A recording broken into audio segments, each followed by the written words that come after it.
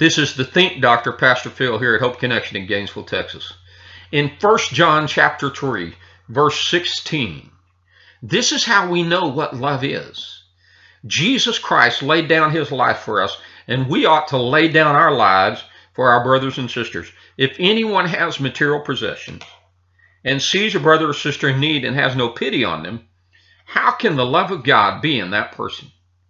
Dear children, let us not love with words or speech, but with actions and in truth. You know, we get tied up in our stuff today.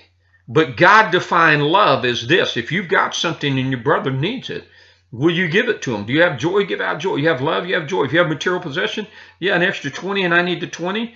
Are you willing to give what you have? Somebody called me the other day and said, well, I have a friend who needs a place to live. I don't have an extra place to live.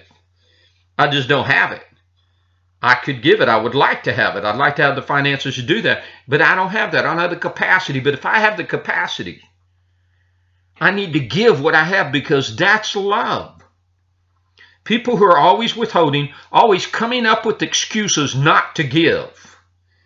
I question whether love is inside of them. Have they been born from above? Have you been born from above and born from God? Because the birth of God has such great love, you give.